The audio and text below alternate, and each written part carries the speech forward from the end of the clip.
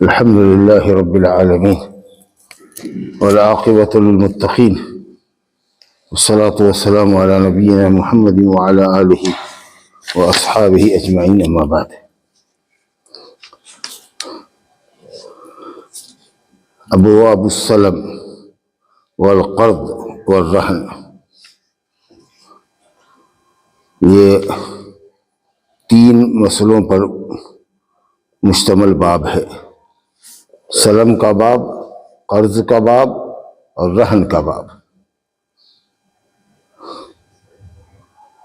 सलम और सलफ दोनों एक ही माने में है। सलम बड़ा वजन सलफ, इराक में सलम बोलते हैं और हिजाज में सलफ बोलते हैं। इसका मतलब ये होता है कि पैसा एडवांस में देना और सामान बाद में देना। पैसा आगे देना और सामान बाद में देना।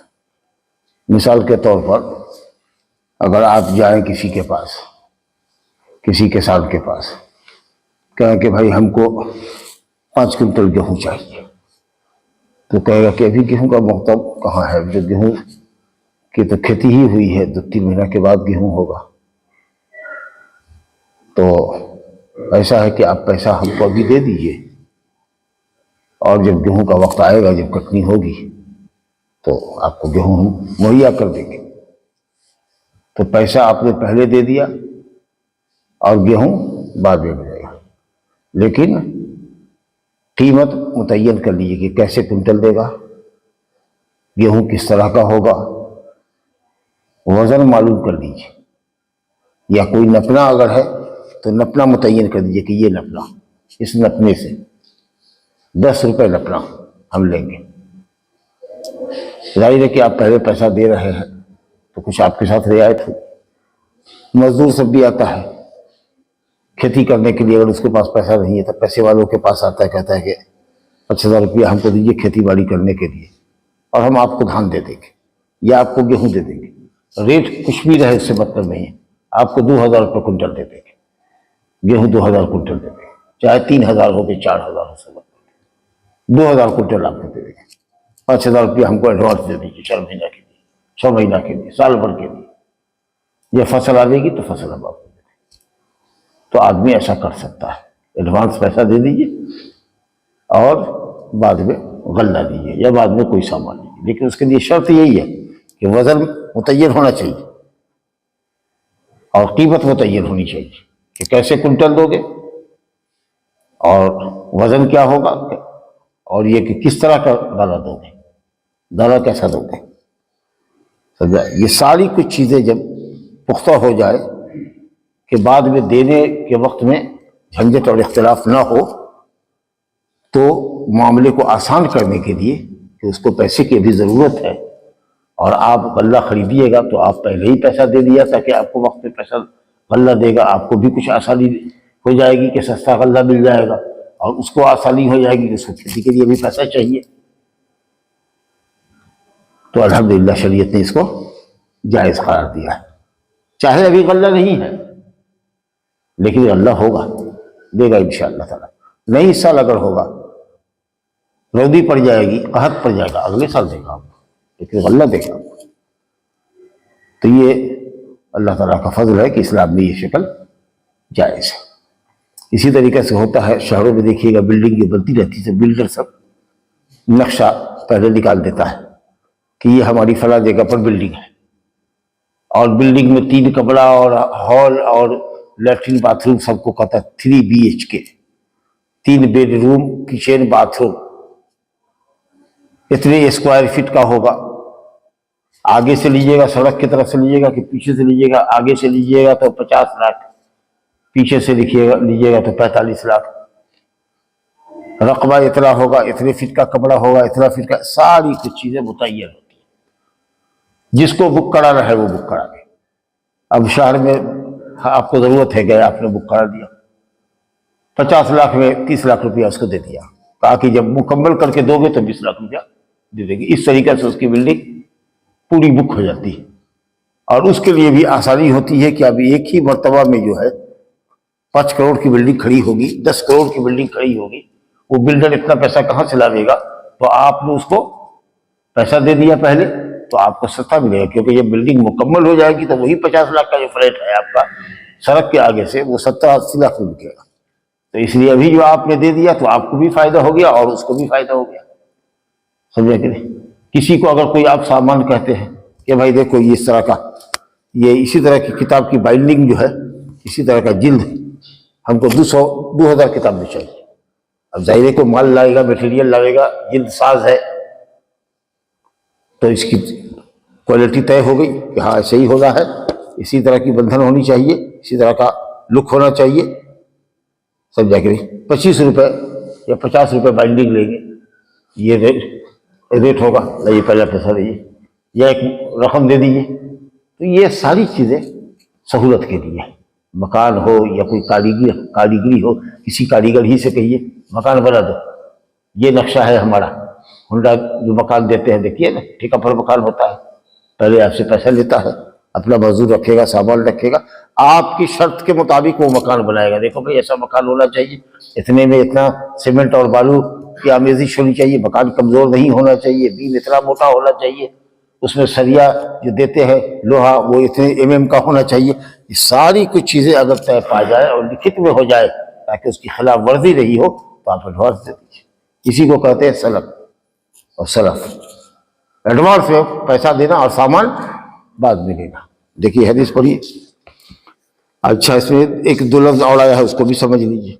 कर्ज, कर्ज तो आप जानते ही कि किसी को उसकी ज़रूरत के मुताबिक सामान या पैसा देना, एक वक्त मुकर्रर पर वो आपका वो सामान या पैसा लौटा देगा, उसमें कोई मुनाफा नहीं रखना है। अगर मुनाफा रख कर कर्जा दीजिएगा तो सिद्ध हो जाएगा कि दे रहे हैं 1000 रुपया एक महीना के लिए, लेकिन आप आओगे जब एक महीना के बाद लेकर के आओगे तो 1100 लेके आओगे, एकदम सूद खोड़ी है।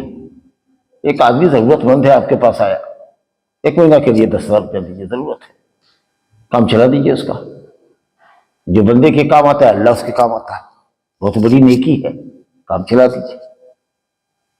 तो किसी को कोई सामान देना, रकम देना और फिर वक्त पर वो पलटा देना, उसमें कोई मुनाफा आपको नहीं लेना है, क्योंकि मुनाफा लीजिएगा कर्ज के ऊपर तो खराब होगा, सूद होगा।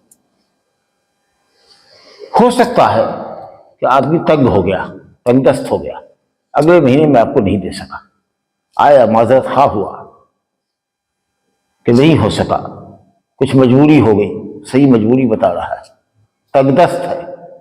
तो कुरान कहता है कि अगर किसी को कर्ज दो और वो तंगदस्त हो जाए और जान रहे हो कि वाकई तंगदस्त है तो उसको आसानी तक मोहलत दो, आसानी तक मोहलत दो, जब तक उसको आसानी हो मोहलत दो। ये इस्लाम का कानून है।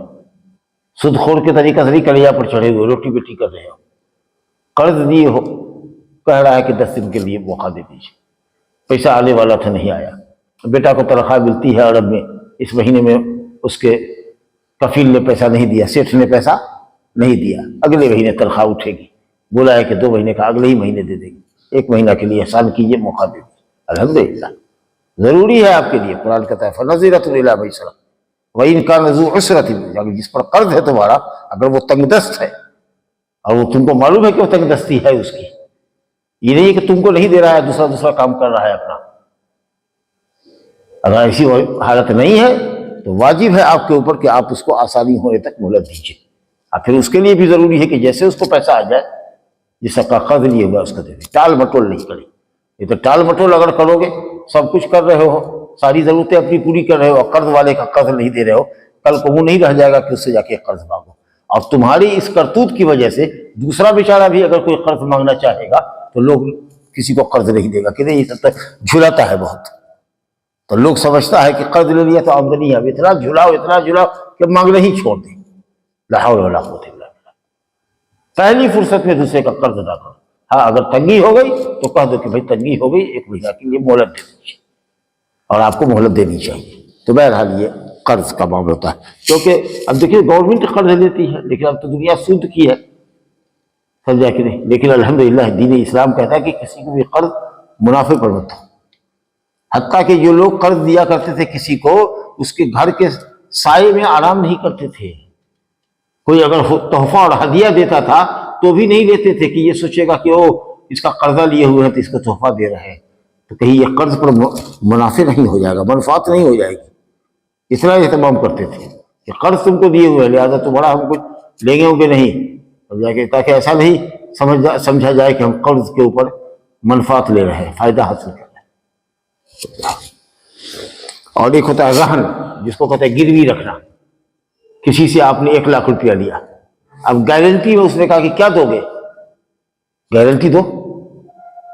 आजकल तो एक गिरवी होती है, जब आप जाते हैं सुनार की दुकान पर, बनिया के यहाँ जाते हैं, सूदखोरों के यहाँ 10,000 रुपया लेना है तो जेवर बंधक रखिए, गिरवी रखिए, और उसके ऊपर 5% या 7% आपसे सूद लेगा, तो सीधी कारोबार आप कर रहे हैं, बिल्कुल गलत कर रहे हैं। मेरे यहाँ आप आए कि 1 महीना के लिए 2 महीना के लिए 1 लाख रुपया दीजिए, तो हम कहेंगे कि क्या गारंटी है कि जो आप दीजिएगा, कोई गारंटी कुछ नहीं है। हमारे बीवी के गले का एक चेन है 20 ग्राम सोने का, 1,20,000 का है, हम वो आपको दे देते हैं, आप रख लीजिए। अगर हमने आपका पैसा नहीं दिया तो आप हमको आगाह कीजिएगा, फिर भी हम नहीं देंगे तो आपको हक होगा कि आप इसको बेच दीजिए, आप बेच करके अपना पैसा ले लीजिएगा, जो बचेगा हमारा वापस कर दीजिएगा। या तहरीर लिख लीजिए कि फलाने से 1 लाख रुपया कर्ज लिया, फला तारीख को अदा करेंगे। मुमकिन है अगर 10-20 दिन लेट हो जाए तो कोई हर्ज की बात नहीं है, सहूलत देंगे, और उस पर आप भी दस्तखत कीजिए, हम भी करें, 2 गवाह का दस्तखत करके 1 कागज वो रख ले, 1 कागज आप रख लीजिए। अल्लाह कहता है या अय्युहल्लज़ीना आमनू इज़ा तदायनतुम बिदैनिन इला अजलिन मुसम्मन फक्तबूह, अगर किसी मुकर्रर वक्त के लिए किसी को कर्ज देते हो तो उसको तहरीर में लिख लिया करो, ताकि बाद में झगड़ा ना हो कि 1 लाख लिया था कि 90,000 लिया था, किसके सामने दिया था, कौन गवाह है, वो सब लिख लो। या ये है कि कोई चीज गिरवी रख दो। गिरवी का मतलब क्या हुआ, अरे गारंटी के लिए जो सामान रखा जाए कि अगर हम नहीं दे सके तो आप इस सामान को बेच के अपनी कीमत ले लीजिएगा, जो बचेगा वो हमको दे दीजिएगा, लेकिन सूद नहीं लेना है। चाहे जमीन भरना हो, चाहे जेवर भरना हो, जाके भरना रखा है, गिरवी रखा है, उस पर सूद दे रहा है, ये हराम है। लेकिन हाँ, क्या गारंटी है कि तुम हमको दोगे, रुपया लेके कहीं भाग जाओगे तब, लाके कोई सामान रखो, जब रुपया लेके आओगे अपना सामान लेते जाओगे। 1 लाख का 1 लाख लेंगे, अल्हम्दुलिल्लाह, 1 रुपया भी फाजिल नहीं, लेकिन गारंटी रखो। तो ये इसको कहते हैं रहन। लोग होता था कि दुधार गाय भैंस ले जा करके किसी के यहाँ दे आया, भाई हमको 50,000 रुपया चाहिए, क्या गारंटी है, गारंटी में तो कुछ नहीं, एक भैंस है हमारी, दूध देती है, वही लाके के बाद देते हैं आपको। अरे तो चरावेगा कौन, कहेगा कि तो आप चरवाइए, हमारे पास वही है, आप चरवाहा रख लीजिए, दूध दीजिएगा सुबह शाम, 8 लीटर दूध होगा, चरवाहे का जितना दाम हो, चारा का जितना दाम हो, सब काट करके जितना आपका उस पर खर्चा होगा उतना दूध आप खाइएगा या बेचिएगा, बाकी पैसा हमारा होगा, जाहिर बात है। हाँ, जितना आपका उस पर लागत होगा, अगर चरवाहा 3,000 रुपया का या 5,000 रुपया का महीना रखा है, तो दूध जो सुबह शाम दीजिएगा तो 5,000 रुपया वो, और घास भूसा जो खिला रहे हैं, जो अपने घर से चुन्नी उन्नी जो दे रहे हैं, दाल वाल जो दे रहे हैं, तो उसकी जो कीमत लगेगी उतना कीमत योमिया, अगर मान लीजिए कि उस पर आपका खर्चा है 100 रुपया, मिसाल के तौर पर योमिया 100 रुपया या योमिया 200 रुपया आपका खर्चा हो रहा है भैंस को पालने पर, चरवाहा से लेकर, तो 200 रुपये का दूध 50 रुपये लीटर है, 4 लीटर दूध आपका हक होता है। लेकिन अगर वो भैंस सुबह 4 लीटर शाम 4 लीटर देती है, तो बकिया जो 4 लीटर का दाम होगा उसको अपने पास हिसाब करके रखे जाइए कि कितना उसका पैसा बच रहा है। 1 महीना के बाद हम आ गए आपका पैसा लेके, कहिएगा कि 200 रुपया योमिया के हिसाब से 6,000 रुपया तुम्हारा हमारे यहाँ जमा है। अब जो 50,000 ले गए थे, तो अब 44,000 रुपया दे दो और अपनी भैंस। तो अल्लाह का फजल है, दीन के अंदर आप गारंटी दे सकते हैं।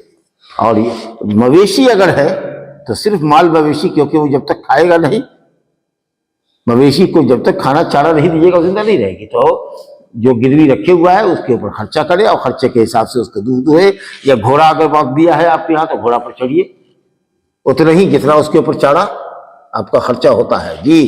लेकिन मान लीजिए कि 1 लाख की मोटरसाइकिल आपके पास रख करके आए हैं और आपसे 1 लाख रुपया लेकर के आए हैं, तो मोटरसाइकिल पर आप नहीं चढ़ सकते हैं, वो गिरवी नहीं है, वो सिर्फ गारंटी के लिए आपके यहाँ बांधे हुए हैं, रखाए हुए हैं। उसकी चाबी मेरे ही पास रहेगी, आपके पास सामान रहेगा, आप उस पर चढ़ नहीं सकते। अगर चढ़िएगा तो मुनाफा हुआ, फायदा ले रहे हैं कर्ज के ऊपर, तो सूद होगा, सिर्फ गारंटी के लिए है। कि अगर हम नहीं देंगे तो मोटरसाइकिल को आप नीलाम कर दीजिएगा, बेच दीजिएगा, अपना पैसा ले लीजिएगा, बाकी बचेगा तो हम ले जाएंगे। इसके लिए है वो सामान। तो सिर्फ जानवर में चढ़ने और दूध दुहने का हक होता है, क्योंकि चारा आप मुहैया करते हैं, तो जितना खर्चा हो उसके हिसाब से आप उससे फायदा उठा सकते हैं। लेकिन उसके अलावा दुनिया की कोई दूसरी चीज अगर रखता है, जेवर रखता है, तो आप बीवी को नहीं पहना सकते। मोटरसाइकिल रख के आता है तो उस पर आप चढ़ नहीं सकते। वो सिर्फ गारंटी के लिए है, कर्ज की गारंटी के लिए, समझ गए ना बात। तो सलम वही हुआ कि एडवांस में पैसा दिया, सामान बाद में लिया। कर्ज ये हुआ कि बगैर मुनाफे के किसी की जरूरत में उसको पैसा दिया और उसके बाद वक्त पे उसने लौटा दिया। अगर तंगदस्त है तो थोड़ा मौका दो। और रहन उसको कहते हैं कि गारंटी के लिए कोई सामान कर्ज देने वाले के पास रख छोड़ा, कि जब पैसा लेकर के आएंगे अपना सामान लेकर के चले जाएंगे। कोई अगर जमीन जो ले लेता है, जैसे मान लो जमीन लेकर के उसका उपज खा रहा है, या फिर 10 साल के बाद उतना ही पैसा ले जा करके देगा, ये भी सूद है। ये भरना जो लोग करते थे पुराने जमाने के अंदर, खेत का भरना, कि कर्ज जू का तू है, 10,000 की जमीन दी हुआ तो 10,000 की जमीन 10,000 का 10,000 है, और उस मुनाफे के बदले में जोत रहा है, तोड़ के खा रहा है। नहीं, वैसे ही रखो, केवल हमारे पास लाओ, रसीद हमारे पास लाओ, नहीं देगा जमीन तुम्हारी बेच देगी, अपना पैसा ले लेगी। हाँ, अगर जमीन जोतने के लिए उससे इजाजत लो, जमीन वाले से करे इसको बटाई करवा लो, काहे के लिए बेकार रखे हुआ है, समझा कि नहीं, हम ही बटाई करते हैं, तो बटाई करेंगे तो आधा तुम लोगे, आधा मेरा रहेगा जमीन वाले का। उसकी जो कीमत होगी वो आप रखो, मगर मेरे हिसाब में लिखो कि गेहूं से तुम्हारा 1,000 रुपया जमा हो गया, धान से 500 रुपया जमा हो गया। फायदा ही उठाना है आपको सिर्फ ये गारंटी के लिए कागज ले लेना है कि जब चाहिएगा आप उसको, अगर हम नहीं देते हैं तो बेच दीजिएगा, ये बता। तो पुराने जमाने में लोग इसी तरीके से जहालत करते थे कि जमीन भरना ले लिया, समझा कि नहीं, या कुछ जरूरत हुआ तो औरत का कोई जेवर उठा करके ले गया, बनिया के यहाँ 500 रुपया है तो ले जा करके गिरवी रख दिया, 2 महीना 4 महीना 6 महीना के बाद उसको सूद दे करके छुड़ा लिया, बल्कि बिक जाता था, सूद ही के पैसे से बिक जाता था। बेच दीजिए लेकिन सूद पर पैसा मत दीजिए, अल्लाह पैसा देगा फिर दोबारा खरीद दीजिएगा। हाँ, बिल्कुल हराम है। तो इसीलिए अब देखिए हदीस कि एडवांस में पैसा देना और सामान बाद में लेना। जैसे कहा ना कि मकान है या कोई भी सामान है, कारखानेदार है, तुमसे बैग बनवाना है 2000 पीस, अब 2000 पीस बनवा दे और न ले तब, तो इसलिए बैग का कारखानदार कहेगा कि आप उसका 75% पैसा हमारे पास पहले जमा कर दीजिए, फला तारीख को आपकी इस सैंपल के हिसाब से आपको बैग आपको मिल जाएगा, समझा कि नहीं। जब ये सैंपल आपको मिल जाएगा, जब उसी सैंपल के मुताबिक आप हमको दीजिएगा, आपका बाकी पैसा अदा कर देंगे। क्योंकि कौन इतना जोखिम लेगा, अगर 2000 बैग आपके लिए हम तैयार कर दें, आप खुदा न खास्ता आप न लीजिए तो फिर वो माल हमारा तो रह जाएगा। तो इसलिए जरूरी है कि अगर आप किसी कारीगर से कोई काम करवाते हैं, आप कोई खास मखसूस कार का ऑर्डर दे रहे हैं किसी कार की कंपनी को कि हमको इस तरह का कार चाहिए, बुलेट प्रूफ चाहिए, ऐसा चाहिए, उसमें ऐसा फीचर चाहिए, वो चाहिए, सब इंजीनियर के सामने नक्शा बना के दे दिया, उसकी कीमत है 20 करोड़ रुपया, 200 करोड़ रुपया। अरे इतनी महंगी कार वो बना करके आपके लिए रखेगा और आपने एडवांस में कुछ पैसा नहीं दिया। वो कहता है नहीं, कम से कम लागत उस पर अगर 15 करोड़ की है तो इतना पैसा तो आपको देना ही पड़ेगा, क्योंकि अगर नहीं लीजिएगा तो मेरा 20 करोड़ फंस जाएगा, कौन लेगा इतनी महंगी गाड़ी। या चलिए, बहुत अहम बात है ये, समझ लीजिए इसको। इब्ने अब्बास रज़ी अल्लाह अन्हुमा से रवायत है, कहते हैं कि नबी सल्लल्लाहु अलैहि वसल्लम जब मदीना आए तो मदीना वाले 1 साल और 2 साल के लिए फलों पर रुपया एडवांस दिया करते थे या एडवांस लिया करते थे। अब फल है हमारे पास, किसी के पास नहीं है, तो जिसके पास नहीं है वो उसको पैसा दे रहा है कि जब फल आवेगा, खजूर आवेगा, तो तुम जो है सो इस कीमत पर, इस भाव से फला वक्त में फला क्वालिटी की खजूर की कई क्वालिटी होती है ना, फला क्वालिटी की खजूर तुमको देनी है। तो इस तरह से 1-1 साल 2-2 साल के लिए एडवांस पैसा दिया जाता था खजूर पर, गल्ले पर। तो नबी सल्लल्लाहु अलैहि वसल्लम ने सिर्फ फरमाया, एक शर्त लगाई, कहा मन असरफी फी समरिन, अगर किसी फल के लिए तुम एडवांस में पैसा देते हो, फल युसरिफ फी कैल मालूम व वजन मालूम, तो कैल नपना मालूम होना चाहिए और वजन मालूम होना चाहिए कि कै नपना कै रुपए के हिसाब से, कै किलो कै रुपए के हिसाब से, या कै कुंटल किसके हिसाब से। अब कौन सा दाना, खजूर का कौन सा दाना, कौन सी क्वालिटी, अगर उसमें बढ़नी खजूर है, एक अजवा खजूर है, एक सफावी है, तो कौन खजूर, उस खजूर को मुतय्यन करो। वजन मुतय्यन करो, कीमत मुतय्यन करो, तब एडवांस लो। तो आपने कहा कि वजन मालूम होना चाहिए और मुद्दत मालूम होनी चाहिए कि कब देना है। बुखारी मुस्लिम की रवायत है। और आगे बुखारी में मन असलफ़ फी शैइन, किसी चीज में भी एडवांस आप दे सकते हैं। इसका मतलब है कि सिर्फ नापने और तोलने वाली चीज में ही नहीं, बिल्डिंग के लिए भी, कार के लिए भी, किसी तरह का कोई आप माल किसी से 200-2000 लेना चाहते हैं, उसके लिए अगर आप किसी को देते हैं कि लहंगा पर हमारे काम करो, 100 लहंगा हमको चाहिए इस साइज का, ये मीनाकारी होनी चाहिए, एम्ब्रॉयडरी वाले को आप कह रहे हैं, तो वो आपको उसी हिसाब से खर्चा बताएगा, आप उसको पैसा देंगे, क्योंकि वो 100 लहंगा बना करके क्या करेगा अगर आप नहीं लीजिएगा तो उसको चुरा लग जाएगा, उसका तो 50 लाख रुपया फंस जाएगा उसके। चलिए एक आप देखिए तो खूबसूरत हदीस है और पढ़िए। अब्दुर्रहमान बिन अब्जा रज़ी अल्लाह अन्हु और अब्दुल्ला बिन अबी औफा रज़ी अल्लाह अन्हु से रवायत है, ये कहते हैं कि हम लोग रसूलुल्लाह सल्लल्लाहु अलैहि वसल्लम के साथ जाया करते थे और गनीमत का माल हम लोगों को मिलता था। गनीमत के माल से मुराद वो माल है जो काफिर से लड़ करके मुसलमान को जंग में हासिल होता है, वो गनीमत हम लोग लेके आते थे। तो हमारे पास मुल्क के शाम से किसान लोग आया करते थे और गनीमत मिलती थी तो उसका पैसा हम लोग के पास होता था सामान बेच करके। तो वो आते थे तो गेहूं, जौ, मुनक्का और इसी तरीके से जैतून का तेल, इसके ऊपर हम लोग एडवांस पैसा देते थे कि ये लो पैसा, 1 रियाल के किलो के हिसाब से खजूर तुमसे लेंगे, या 10 रियाल किलो के हिसाब से सफावी खजूर लेंगे, समझा कि नहीं, या 2000 रुपए कुंटल के हिसाब से गेहूं लेंगे, मोटा दाना लेंगे, शरबती गेहूं, पंजाबी गेहूं लेंगे, क्योंकि तुम्हारे यहाँ पंजाबी भी है, बिहारी भी है, और छोटा भी है, एकदम पतला दाना भी है और मोटा दाना भी है और बीच का दाना भी है। तो कौन सा दाना देंगे, ये दिखा रहा है कि ये ही दाना देंगे, इसको रखिए, इसको आप हिफाजत से रखिए, वजन देंगे, लिखिए सब कितना वजन क्या देंगे इसके हिसाब से।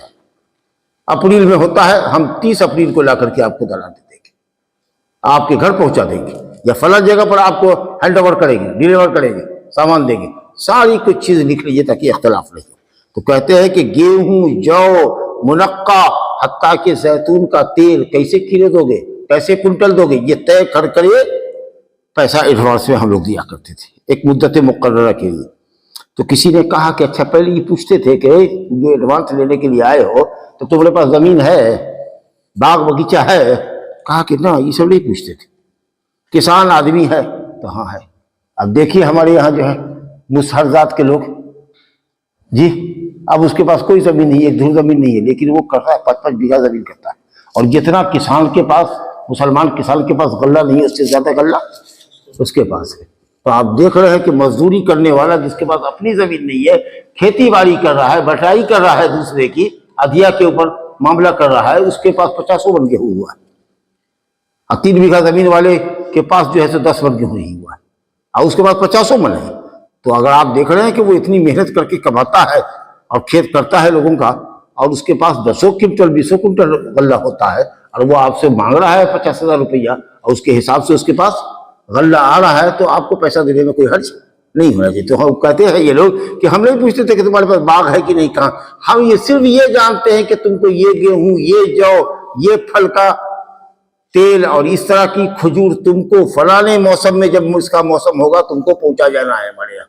अब कहां से पहुंचाओगे वो हम नहीं जानते। हाँ, ये बात अगर मालूम होगी कि तुम्हारे मुल्क में, तुम्हारे बिहार में कहीं कोई गल्ला इस साल हुआ ही नहीं है, तो ठीक है, वो पैसा तुम्हारे ऊपर हमारा उधार रहेगा अगले साल के लिए, ये सारी बात होगी, लेकिन तुमको देना होगा। तो ये नहीं पूछना है कि साहब जमीन है तुम्हारे पास कि नहीं। चलिए, अब पैसा लेके जा रहे हो ना, बड़ी अच्छी खूबसूरत हदीस लेकर के आए कि अगर कोई किसी का पैसा एडवांस में लेके जा रहा है, एक तरह से कर्ज लेके जा रहे हो गल्ला देने के नाम पर, उसने तुम पर एतमाद किया है, एडवांस में तुमको पैसा दिया है, गल्ला 6 महीना के बाद दोगे। देखो, बदनीयती मत करना, ऐसा ना हो कि जब फल आ जाए और गल्ला आ जाए तो देखोगे कि हम तो 2000 की बात किए हुए हैं और यहाँ 3000 रुपये कुंटल गेहूं है, अब लगे दाएं बाएं करने के लिए, कहाँ हुआ है, कहाँ हुआ है, कहाँ हुआ है, हुआ है कस के पकड़ के बांध के पीटेंगे। चालाकी करता है, इस साल ना देंगे अगले साल देंगे, 2 कुंटल अभी ले लीजिए, 3 कुंटल अगले साल देंगे, ताकि दूसरे से चौका बेचेगा तो 3000 रुपये कुंटल बेचेगा। जी है बड़ा चालाक। किस नाम पर 6 महीना पहले पैसा किया था? क्या पैसे के हिसाब से गल्ला जमा करो। हाँ, तो कोई भी आदमी अगर किसी से कर्ज लेता है और उसकी नीयत है कि अल्लाह जैसे ही पैसा मेरे पास आएगा हम कर्ज अदा कर देंगे, हदीस शरीफ है कि अल्लाह ताला उसकी तरफ से अदा कर देता है। कितनी जबरदस्त बात है कि कोई अगर किसी का पैसा लेता है, चाहे गल्ला पर एडवांस लो या कर्जा लो, और नीयत है कि हम इसको जल्द से जल्द अदा करें, तो अल्लाह ताला अदा करता है। क्या मतलब? अल्लाह ताला ऊपर से टपका देता है। क्या मतलब उसका? यानी अल्लाह ताला पैसे के अदा करने की सबील पैदा कर देता है, जरिया पैदा कर देता है, क्योंकि तुम्हारी नीयत है देने की। और अगर ले लिया कर्ज और कहा कि ऐसे ही झुलाते फिरेंगे इसको, इस साल का गल्ला उस साल, इस साल का गल्ला उस साल, और सारा काम करते रहेंगे, आप बहाना से बनाते रहेंगे, तो अगर चाहते हो कि किसी का माल लेकर के हड़प कर जाएं, जी तलफ कर दे, बर्बाद कर दे, ये ऐसे ही हमारा रास्ता देखता रह जाए, तो अल्लाह ताला तुमको बर्बाद कर देगा। जबरदस्त हदीस है बुखारी शरीफ की। नबी सल्लल्लाहु अलैहि वसल्लम फरमाते हैं, अबू हुरैरा रज़ी अल्लाह अन्हु से रवायत है, वो नबी सल्लल्लाहु अलैहि वसल्लम रवायत करते हैं, मन अखज़ अम्वाल अन्नास, जिसने लोगों का माल लिया, युरीदु अदाहा, और लिया तो उसको अदा करने का भी वो सच्चा इरादा रखता है, नीयत कर है कि वो जैसे होगा फौरन उसको अदा करेगा, अद्दल्लाहु अन्हु, तो अल्लाह ताला उसकी तरफ से वो कर्ज अदा कर देगा, इन्हें अदायगी की सबील पैदा कर देगा। वो मन अखज़हा युरीदु इतलाफहा, और जिसने किसी का कोई सामान लिया, पैसा लिया और इरादा है कि नहीं देंगे, हजम कर जाएंगे, तलफ कर जाएंगे, कह देंगे कि नहीं जानते हैं तुम्हारा, जो करना है कर लो, तो अतलफहुल्लाहु ताला, अल्लाह ताला तुमको बर्बाद कर देगा। और अगर नीयत थी कि देंगे और ऐसा हुआ कि जिंदगी में नहीं दे सके, मर गए, और तुम्हारा बाल बच्चा भी नहीं दे रहा है, पूछ रहे तुम्हारे बाप के ऊपर 10,000 रुपया कर्जा था, ये देखो तहरीर है लिखी हुई, ये देखो अब्दुल वदूद से फुला से पूछो गवाह है ये। हाँ बिल्कुल बिल्कुल, हम लोगों को दस्तखत भी किए हुए। तो लड़का कहता है कि बाप ने नहीं था, बाप जाने, हम नहीं देंगे उसका कर्जा। अगर ऐसा कहता है तब क्या होगा? मगर उस आदमी की, लेने वाले की नीयत थी कि अदा करेगा, तो चलो तुम सब्र करो, क़यामत के दिन अल्लाह ताला देगा और उस बंदे की तरफ से अदा कर देगा, उस बंदे की तरफ से अदा करेगा, यानी तुमको सवाब अदा कर देगा। जा जन्नत में जा जी, क्योंकि लेने वाले की नीयत सही है। लेकिन इस्लाम का कानून है कि माल अगर छोड़ के बड़ा है तो तरके की तकसीम उस वक्त तक नहीं होगी जब तक कि मैयत के जिम्मे का पूरा कर्जा अदा नहीं हो जाता है। कज़ा है, कफ़ारा है, अल्लाह का हक है, ज़कात नहीं दिए हुआ है 1 साल की, वो पैसा देगा। किसी बंदे का कर्जा, सारे कर्जे चुका दिए जाएंगे, तजहीज़ तकफीन होगी, सारे कर्जे चुका दिए जाएंगे। कोई वसीयत करके बड़ा है 4 कट्ठा ज़मीन मस्जिद के लिए, तो वो वसीयत है तो वो भी पूरा करो, उसके बाद माल बचेगा तो तरका बांटोगे। लेकिन चलिए को वो एक धूर जमीन नहीं छोड़ा है उसने, 1 रुपया बैंक बैलेंस नहीं छोड़ा है, कोई सामान नहीं छोड़ा है, 10,000 रुपया कर्ज लेकर बड़ा है, अब बेटा सब अदा करने के तैयार नहीं है, अब वो खुद कर्ज लेने वाला अच्छी नीयत रखता था, तो जाहिर है कि अब तो अदायगी की कोई सबील है नहीं, कब्र पर जाके लाठी भी मारोगे तो वो दे नहीं सकेगा। लेकिन उसकी नीयत सही थी तो इंशाअल्लाह ताला तुमको क़यामत में सवाब की शक्ल में अल्लाह ताला अता फरमा देगा। तो ये है अच्छी नीयत रखने वालों का के साथ अल्लाह की मदद, कि किसी का अगर कुछ लेते हो तो हजम करने के लिए, तलफ करने के लिए के इरादे से मत लो, फौरन जैसे ही सहूलत होगी वापस कर देंगे, इस इरादे से अगर लेते हो तो अल्लाह ताला दुनिया में अदायगी की सबील पैदा कर देगा। और अगर लिए लिए मर गए और नहीं दुनिया में जिंदगी में अदा कर सके तो तुम्हारी हुस्न नीयत की वजह से, अच्छी नीयत की वजह से अल्लाह रब्बुल आलमीन क़यामत के दिन अदा कर देगा कि उस बंदे को सवाब अता कर दे। हाज़ा व बिल्लाहि तौफ़ीक़ व सल्लल्लाहु